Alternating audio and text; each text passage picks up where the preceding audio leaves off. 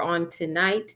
I am an emerging global influencer, a certified life coach, and I'm also known as the Kingdom Philanthropist.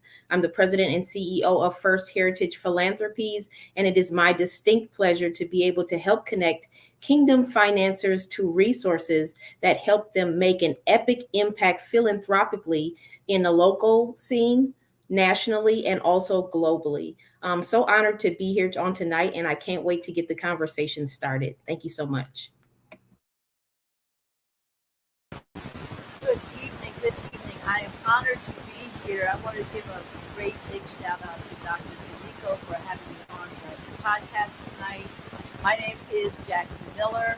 I am a certified wealth distributor. I hold a real estate license, an insurance license, and a Series 6 and 63 in financial industry.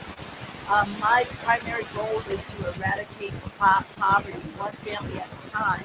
And I call myself the wealth distributor because I'm giving out that information that will help someone move from ground zero to on their trajectory to success. I am just so honored to be a guest tonight talking about wealth. Thank you for having me. Thank you so much for being on tonight. And so we're going to get the conversation started. And one of the things that we're going to definitely talk about on tonight is about your relationship with money. So some of the things that we're going to talk about, especially in our community, I read an article and it said that the average Black woman makes $36,303. That is what the average African American woman makes. And in larger cities, the most they say that she can make is on average is $54,000. And that's just the not even compared to what white women make, white men make. There's this big, large gap between just wealth with Black women. And so we wanted to talk tonight about how we can build wealth, how we can help our queens be able to set themselves up for success and not have to fall into what statistics say, what the articles say, but we will definitely build wealth for our families because that's what we are destined to do. And so I want to get the conversation started talking about what is your relationship with money? How did you grow up? What was it like? And how have you transformed your mindset to be able to help women build wealth, start saving, and just start investing and doing the things that they should be doing when it comes to ensuring that they have generational wealth? We can start with you, Jackie, if you want to go first. Just kind of tell us a little bit about your relationship with money. So I'm going to start at the beginning just because I think that money is a mindset. And how we grow up doing money sets that stage for how we handle money and how we think about money. So I came from a single parent home. I was raised by my mom, the second oldest girl. I'm the first oldest girl. I have an older brother. And I have three siblings altogether. And my mom struggled. She was a very hard worker. She had great work ethic. But I didn't get a good view of money because we were always in lack when I was working. My mom worked constantly, so it was always those things like money doesn't grow on trees, and I'm not made of money, and where do you think I'm going to get that from? So we had, but it was we didn't have what everyone else had. So my view of money was not very good. And just fast forwarding a little bit, I've always been a learner. I always read books. I always desired to read. So I read a lot, and I started learning that there was a different picture from the one that I grew up knowing. So I started to read, and I started to read about money and how to handle money. And then even after reading about how to handle money, I never got to the place of understanding how to make your money work for you. And that's the thing that I would like to get further into as we go on.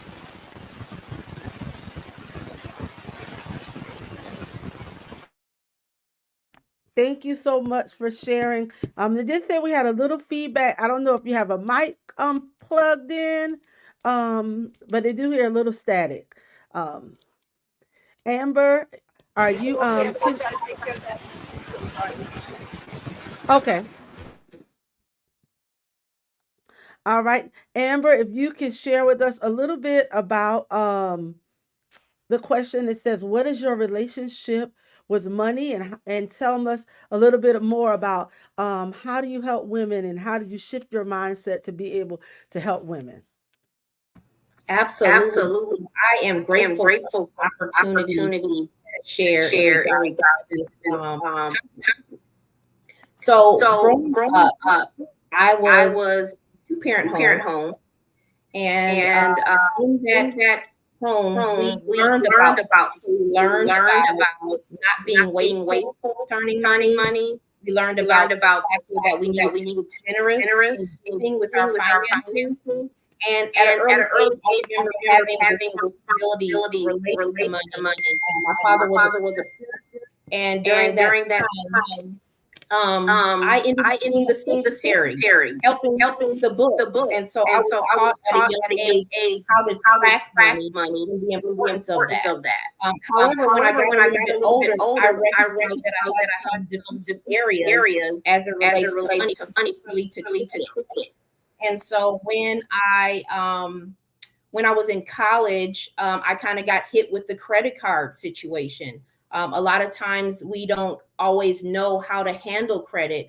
And I was one of those individuals where I didn't recognize that swiping that card is going to rack up charges really fast and that I would have to pay that back sooner than I expected. And so I kind of got tangled up into that. And I believe that that's really what propelled me into learning more about finances, because I knew that once I got entangled in the credit card swamp, as I call it, it was very difficult to get out. And so I knew I needed to commit myself to learning and growing in that area. And that's exactly what I did. And so the way that I help women, one of the things that I do is help them change their mind to know that their money has to work for them. And so I implant the mindset that the money is your team and you have to employ your team. And so what does that team look like? It's usually the dollar bills. So you got Jackson, Franklin, Lincoln, Grant, all those individuals that are on the dollar bills. That is your team that you have to employ to work for you.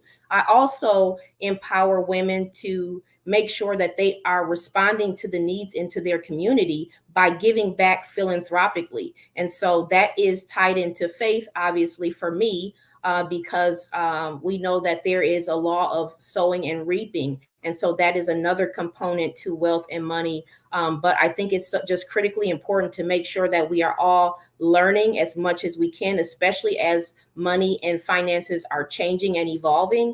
And that way we can position ourselves to make the best financial decisions for ourselves.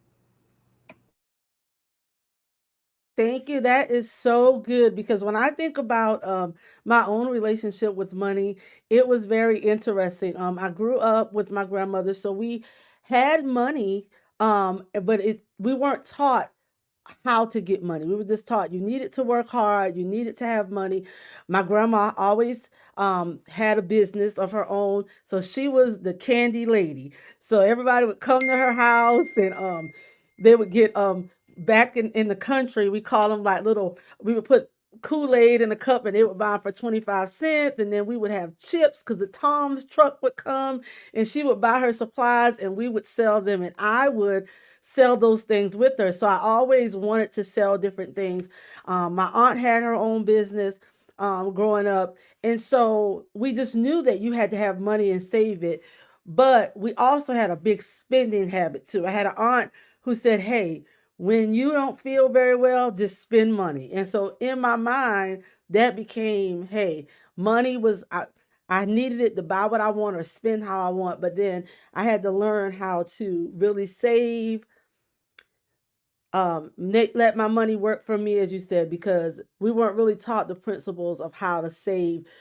We just taught we needed to work and have money to pay our bills, but not money for retirement and things like that. And so I'm excited to just talk about that a little bit. And one of the things I do want to ask the both of you, what would you recommend to someone who said, "Hey, I don't know where to start. I know I want to save money. I know that I want to prepare for my retirement. I'm tired of this job. I want to just have money. I want to be able to build wealth and have the things that I need." What would you say to that person that just doesn't know where to start, what to do, or have no clue? Where should they start?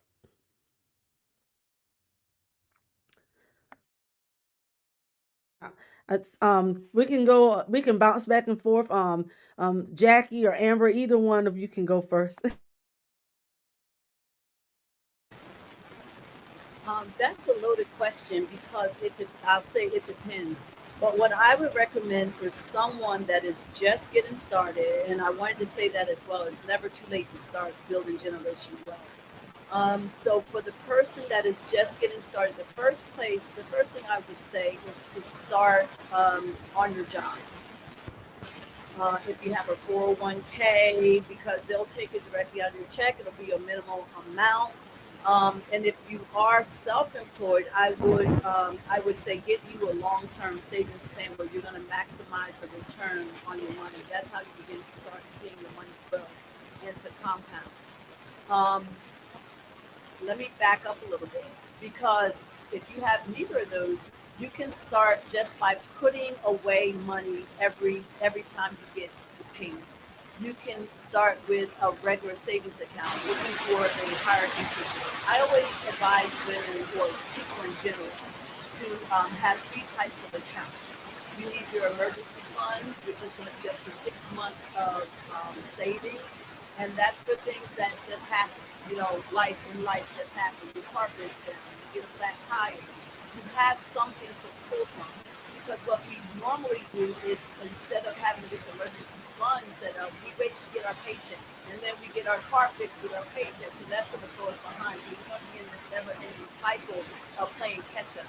And that game doesn't work too well. So set you up an emergency savings account, just at a regular bank. The second thing I'm going to say is to set up a short-term savings account in the bank. And you're putting in this savings account. This is for short-term goals. It could be for saving for a house. Just putting money in there, short-term goal. You want to get a house in the next year or two. So this is for that short-term goals that you have. And the third account would be long-term savings account. When I say long-term savings account, this is where you begin to set up your retirement. You begin to save for your retirement. Now, a lot of people think that you need a lot of money to begin this savings account. I like the Roth IRA. The Roth IRA, your interest will compound in the Roth IRA. And many people think that you need to have a lot of money set aside or to start this account with a lot of money. As I said in my introduction, I am licensed to write 401ks. I'm licensed to write Roth IRAs. I'm licensed to write Unicate for small businesses. And that's a tax savings for you, saving for your retirement. I can write accounts with Fidelity, Vanguard, American Funds, all of these vehicles that will compound your interest. And you can start with a Fidelity account. You can start with $25. Everybody has $25. It's a way to get started. And you invest $50 a month just to get started until you can do better. So those are the type of things that you can do to get started. But like we talked about earlier, we need to address our mindset, because you're not going to begin to save. You're not going to do these things unless you adjust your mindset. Like I said earlier, you go through life and you develop these mindsets. It's the way you think about money. It's the way you handle money. And the way that you manage money. If you don't get that foundation correct, if you don't build that foundation correctly, you will never be able to go on to the next step. So we have to be honest with ourselves. I know finances is a very sticky, personal, people get real easy when you start to talk about finances. But we have to be real, and we have to get with somebody that can help you. We all have to start somewhere. So you get with someone that can help you to begin the process. And if you begin that process and you stick with it, you'll be well on your way to building that nest egg that you want. I don't know if it's going to be covered in another question, but another thing you have to do is you have to track your money. You have to create a budget. And I'm very big on this because if you don't track your money is going to tell you where to go rather than you telling money where to go. And the budget is the tool. The budget is the tool that's going to get you there. You need to write the budget. It can't be up here. It has to be on paper so that you can see it. So you get that budget. I teach a budgeting class, and I'm also certified credit counselor. So when in my real estate business, if I help people all day long to get their credit straight so that they can purchase a house, one of the biggest investments that you'll ever make. So with home buying, it's the credit, but a lot of people don't know it's also your DTI. Your DTI is your debt to income ratio.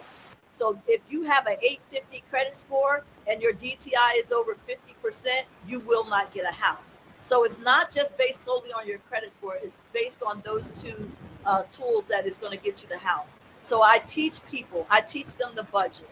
I teach them how to read their credit report. I teach them what areas of their credit report is going to give them that biggest jump in the increase in your credit score. So all of this has to do with budgeting. Budgeting is very important. And then the interest rate. The interest rate is another thing that you have to look at. We don't really pay attention to the interest rate. That's why we have cars that are 26%. We have credit cards that are 30% interest. That interest rate, just like I was talking about compounding before, it can work for you or it can work against you. And it works against us when we carry credit card debt. So we learn all of these things. All of these things you have to look at. The picture you have to look at, in order to begin to start to getting yourself on the right track.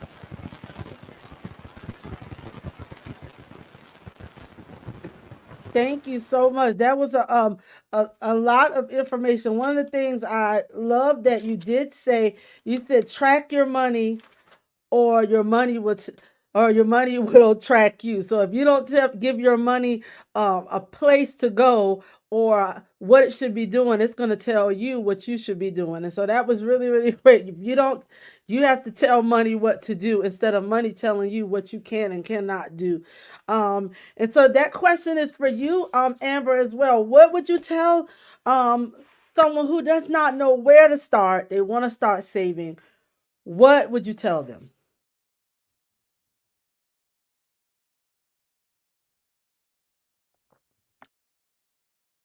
Can you hear me? Thank you so much for the opportunity to speak on this question. So what I would do first is, first of all, I agree with everything that Ms. Miller said. She was very thorough in those responses, and I definitely agree with all of that she said. For someone that's starting out, I would say first you need to evaluate where you are. So you need to evaluate your financial health and where you're at. And then similar said, I would then look at a budget. A budget is key and critical for myself. The budget that a lot of my clients use is the 70-20-10 budget.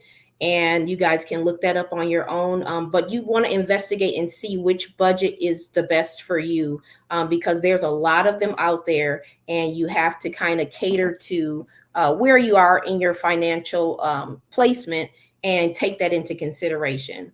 The next thing I would do is say, educate yourself. So one thing that my clients get from me is an acronym called SEEDS. And what that means is first, you're going to start with savings. You're going to set aside a portion of your income first. There's a book that's called Pay Yourself First by Sharon Lechter that I like to recommend to read. So you want to take a certain amount and pay yourself first and put it in your savings based on your budget. And also a good tool is to set that up as an auto payment so that you can ensure consistency with making sure that savings is starting to be built up. The second thing for SEEDS is education.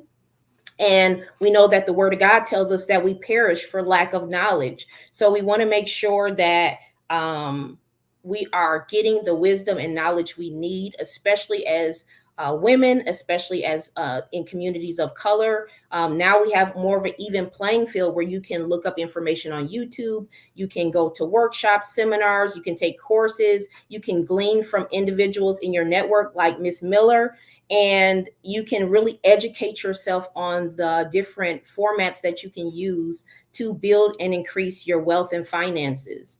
The next one for seeds would be equity. And so that represents residual value that comes with that comes after you deduct your liabilities. And so, we need to be owners of things. We need to move away from the renting and we need to move into ownership. So start setting goals and think about and just daydream about, what do you want to own? Is it farmland? Is it real estate? What is it? And then start looking into what that might look like for you to step into that ownership space.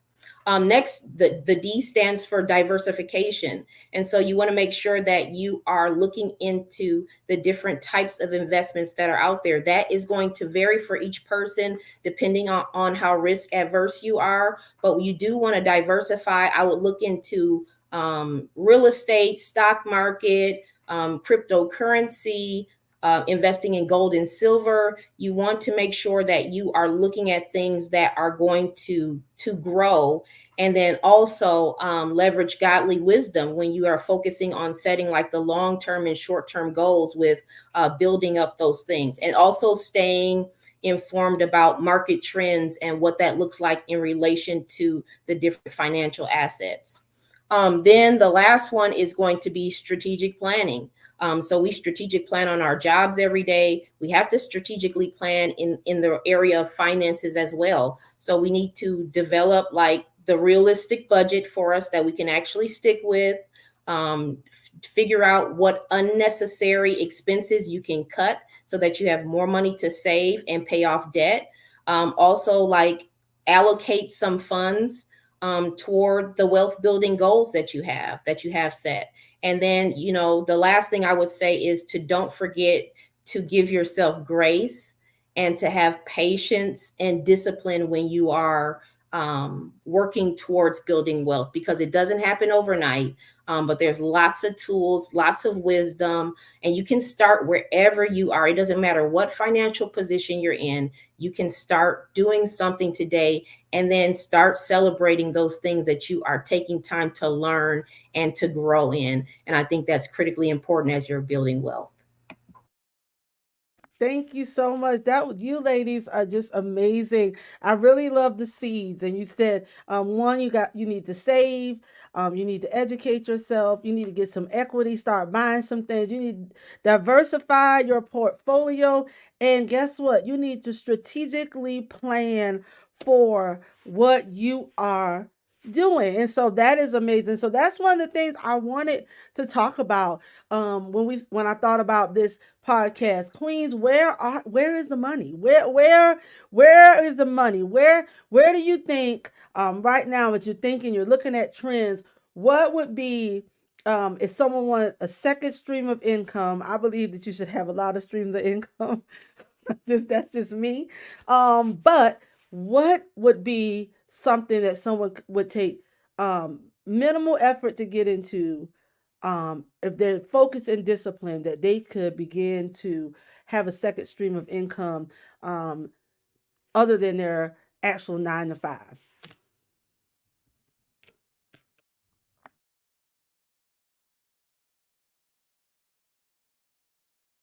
Ask you first, Jackie, what do you think would be a great second stream or third stream of income for someone?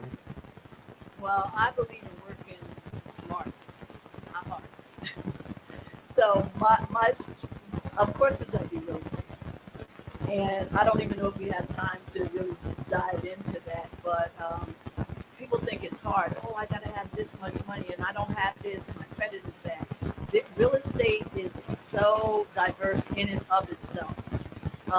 You don't, let me just give you a real brief, quick story of how I got into real estate.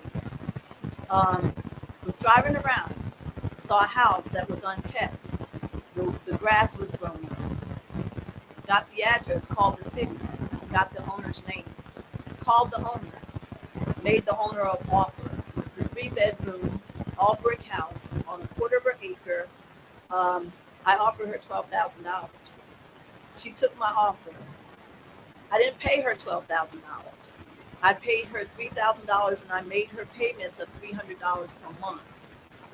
But as soon as I got possession of the house, I got a tenant in there. The tenant was paying me $800 a month. So I was paying nothing out of pocket. I would take the $300 that I promised to pay her every month and I would pay her that $300. I was cash flowing free and clear. I own the house outright, $500 a month. That's one of the really quick and easy ways. I know you heard the phrase little or no money down. That's one of the ways that you do it. I also teach, my husband and I partner together on this because we've been in construction for 20 years. And we partner construction and real estate, and we teach people how to invest, how to get started in investing. And that's one of the ways that we teach them. There's tax liens in real estate. There's fix and flips. There's buy and hold. There's so many avenues in real estate. And I tell people, I get this question a lot. What should I do? Should I buy my first house or should I invest? What should I do first? And I say, both. Do both.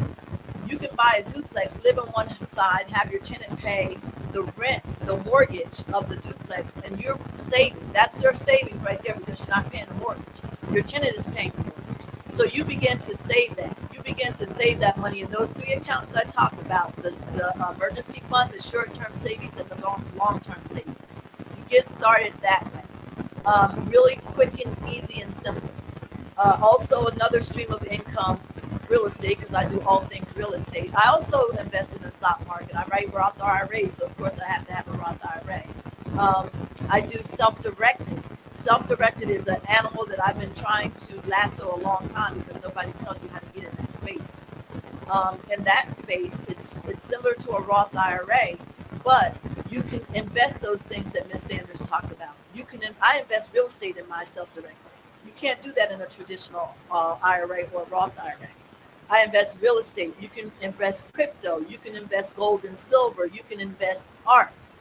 So it's an alternative investment that you can. I just get so excited. you can invest in there, and while you're investing in there, for instance, I purchased a couple of properties out of my self-directed IRA. So that rent, it doesn't come to me. It doesn't come to me. I don't want it to come to me. It goes back to my self-directed IRA. The rent every month goes into my self-directed, and it compounds within my self-directed. So that money is working while I'm sleeping. That's where we want to get. We don't want to work for the money. We want the money to work for us. So that money is working while we're sleeping. I don't believe in having, now, I didn't always think this way because when I was younger, I had 3 jobs. I was just trying to climb my way out of poverty. And I thought that was the way to do it. That is not the way to do it. 2 jobs is for 2 people. So you got to work smarter, not harder. And where it's going to come through platforms like this, Dr. Tamiko. It's going to come through platforms like this. It's the education. That's why I'm so big on educating people, speaking about finances. Everybody wants to hide because they're embarrassed because they're not where they think they should be. But if you let that out and you get people that genuinely want to help you, you will begin to see a difference, and you will begin to pull up out of poverty and that cycle, that repeated cycle of never getting where you want to get. And it's going to come through the education. It's going to come through people like us that are willing to share our knowledge and willing to share our experiences to help other people to become financially independent.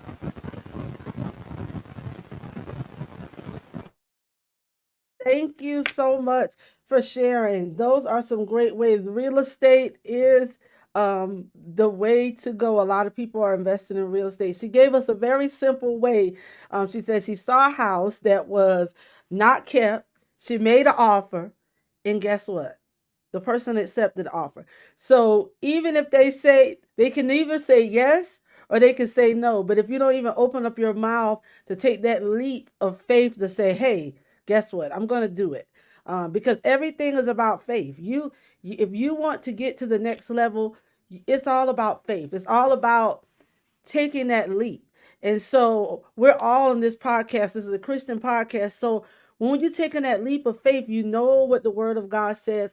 Sometimes I see individuals who always say, I have friends who from all different walks of life. And I have this friend, and she always says, scared money do not make any money. And that is her motto.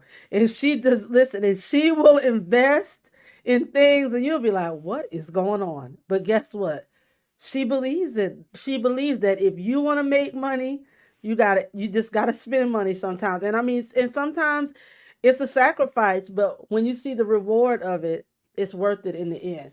So Amber, I know you love crypto. Tell us what would be a great way to start with a different stream of income. Because I don't believe you should have 4 and 5 jobs. I do not believe in working 4 and 5 jobs, 1 and 2 jobs. No, no. You need to have some money working for you in your sleep. So yes, tell us a little bit. What would you say to someone would be right now looking at the trends? What would be a great second stream of income, third or fourth?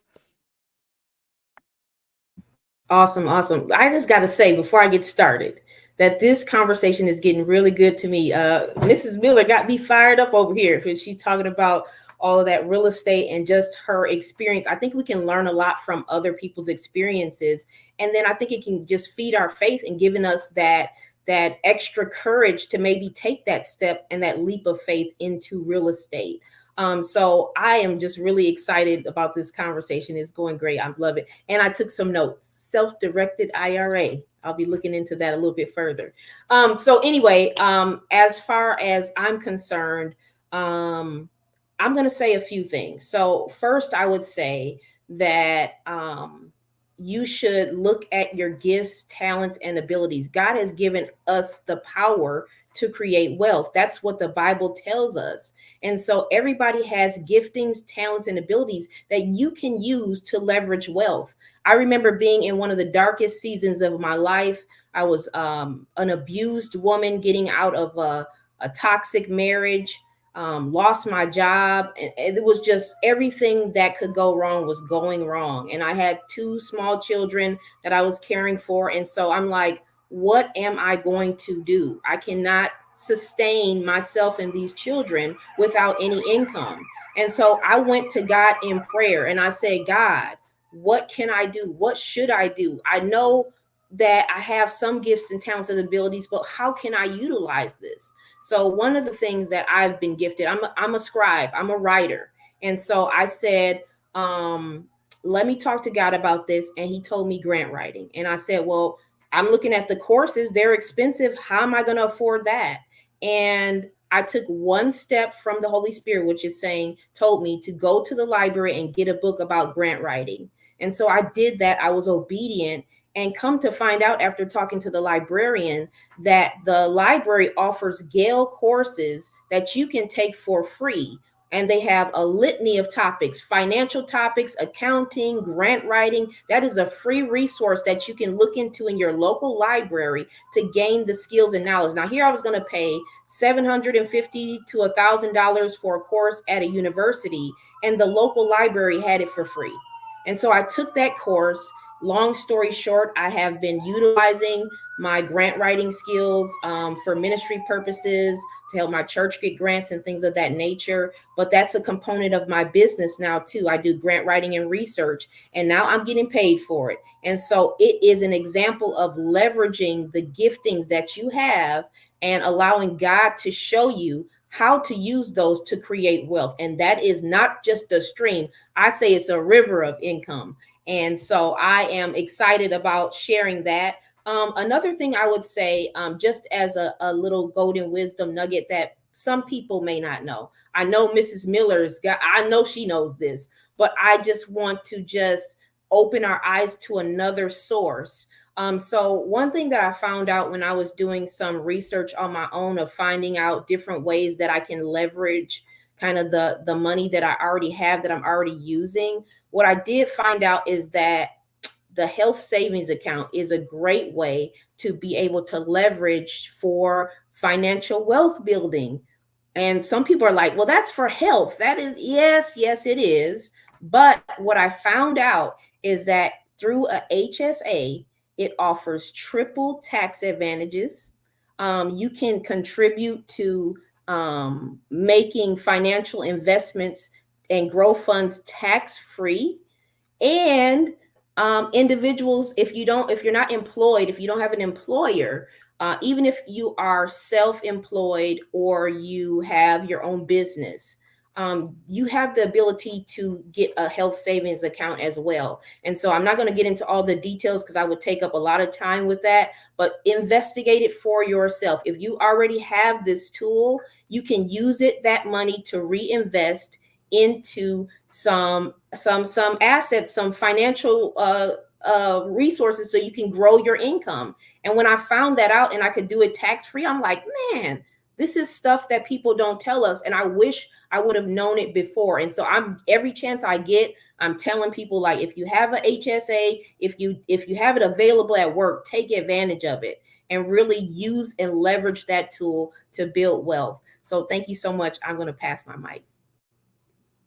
Thank you so much, ladies. I'm telling you, this conversation is getting great. I want to thank everybody who is joining us on tonight for this conversation. There's so much to unpack, so much to think about, and just think about some takeaways. Share some things that you are going to take away on tonight from this conversation. And I've been taking some amazing notes from both Jackie and Amber on tonight. Definitely that health savings plan account, that I didn't even know that, but that is something that I love because sometimes you need some tax deductions. When you're in certain, you definitely need them. But it's just been great tonight. And so I always have some fun with my guests before they leave. And so the questions are yes or no questions. And so one of the things I always like to ask, what is your favorite savings plan? What is one that you just say, hey, you know what? I've been using it over and over and over. What is your favorite savings plan, Jackie? What's your favorite savings plan? I'm not sure I understand the question, but So, yeah, so what is one? Well, what's the favorite way, one of your favorite ways you like to save money? What's your favorite of all time? The easiest and your most favorite? pay myself first. Pay Well, my, after my time, then yeah, pay myself. okay. Pay myself first. Okay. I like that. I have a question for you, Amber. If you were allotted $100,000, what would be your plan for that 100,000? Ooh, now that's a good question. You know what? I would have to give that a little bit of thought, but just off the top of my head, I would say that I would definitely be taking some money to put in savings for myself. I would probably look in an investment tool, maybe a CD or some type of high yielding savings account to put some money in. I would definitely use some to invest in some gold and silver. I'm trying to build that up, especially now that the U.S. dollar is increasing. We want to start making sure we're looking into other assets other than the dollar, so that we can be able to leverage that. I believe going in more of a direction of going back to a bartering system, during the turbulent times that are going to be coming up. So you definitely want to invest in some things like that. And I'm going to be real honest with you, Taniko. I would take some and stock up on some of the things that I'm already doing because of where we're headed. And it's not just investing in financial tools, but also investing in my own health. And so one thing, because health is wealth, let's just be honest. So there are some things that I will be looking to invest into concerning my health and my own personal self-care, because you can do all the savings you want, you can have all these streams of income, but if your health is not intact, you're not going to be around to be able to enjoy passing on that generational wealth to other people. So I would take some and do that. And then, my children have been through some difficulties this year. I lost a stepdaughter just right at the end of last year. So I will take some of the money and just invest in their happiness and do something like take a little small trip or do something just to help encourage and lift their spirits. So that's in a nutshell what I would do. But I would do a little research first just to make sure I'm leveraging that money properly, and definitely would take it into prayer with God to make sure that I'm being a good steward.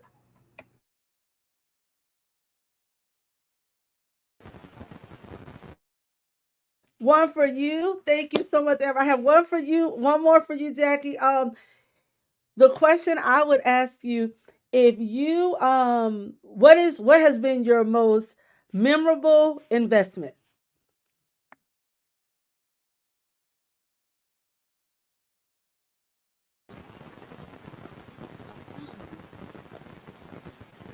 I would have to say, I guess my most memorable one is when I started. I started with my Roth IRA, because that was my first step at really starting to build generational wealth. I had no clue about finances. I mean, I've always tried to search out and find, and if people weren't, willing to give me information, I always had to dig into the books and search and ask questions. And I came across this guy, and he told me about life insurance. At the time, my husband and I didn't have life insurance. That's a whole nother topic. Um, Investing in life insurance, that's part of generational wealth. But I had no clue about how do you make these huge returns? How do you make your money work while you sleep? What does that mean? And when he introduced me to the Roth IRA, I didn't even have any money to start investing. I started with $250, and I put $150 in there a month, and it grew and grew and grew and grew. And that's actually how I started my self-directed, because I took some of my money out of my Roth and put it into my self-directed so that I could start investing my real estate inside my self-directed. So if I had never, and then I know it was the will of God. It was the will of God. That was God designed, a God designed connection. So we always have to pray. We always have to pray that God connect us to the right people that will give us the information that we need. And when he connected me to that, that was the start of my building my generational wealth. So that is the most memorable.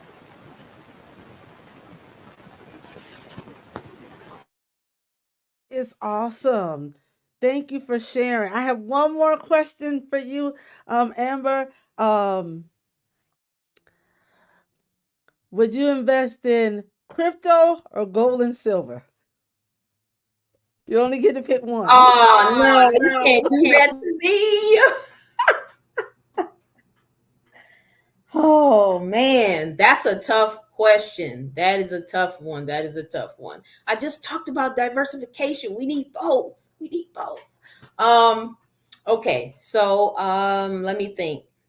I would probably, if I were giving advice to someone else, I would probably say I would invest in crypto first, only because depending on where you're at financially, it may be easier to obtain, like, I like Bitcoin. So I would say it would be easier to purchase some Satoshis from Bitcoin with a small amount. If you're buying gold and silver, there's a minimum that you have to have in order to purchase gold coins, gold bars, same with silver. And so if you're starting from scratch and you just want to start investing a little at a time, you can do some dollar cost averaging and buy some crypto, buy some Bitcoin. So I would say that.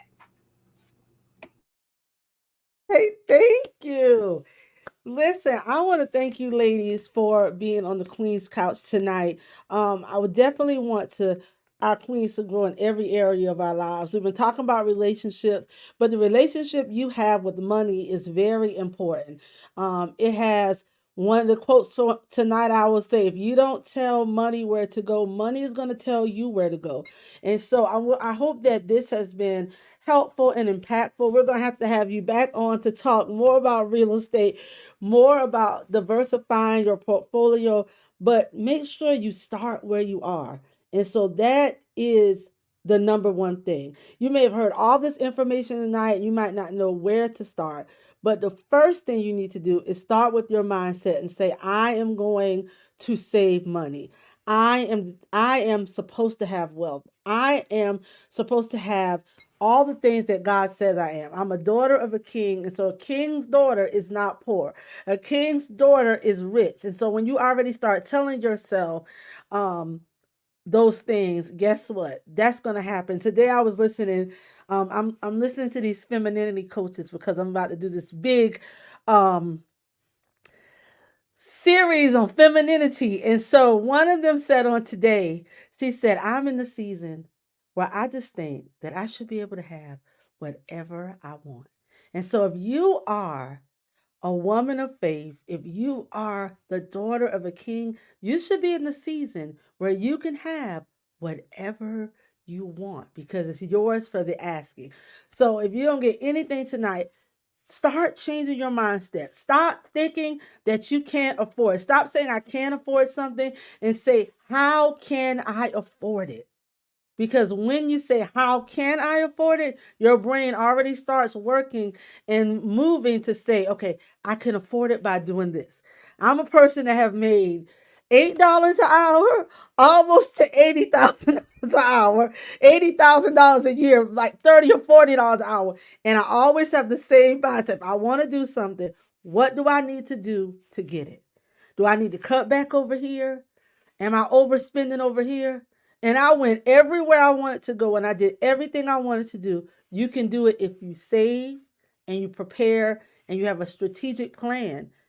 Because guess what? That's what it takes. It takes you having that mindset. So thank you so much, ladies. Thank you. I think some people said we need a part 2. Kathy said we need a part 2.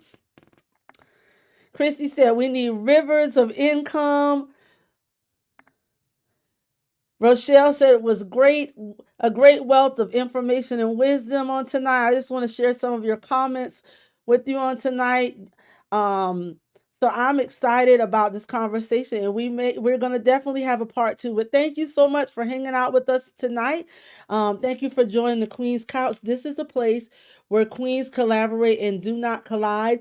And join us. Our next episode will be in the month of March. But in the month of March, we are going live every Thursday night for Women's History Month. And we're going to have some amazing topics, from femininity to loving yourself, mental health in the church. We're going to even have a grief session with 2 women that lost their husbands. And they're going to tell their story and give you some tips, tools, and strategies how to handle grief gracefully. And so I'm excited about it. And so guess what? Thank you so much, ladies, for joining us tonight. And we look forward to seeing you next in 2 weeks on the Queen's Couch. Have a great one. And remember, you have been on the Queen's Couch. This is a place where queens collaborate and do not collide. Have a great one.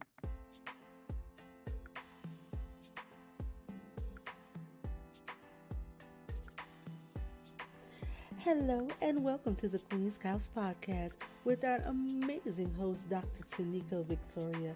She curates a space for women where all women are encouraged to collaborate and do not collide. Join us on the couch tonight.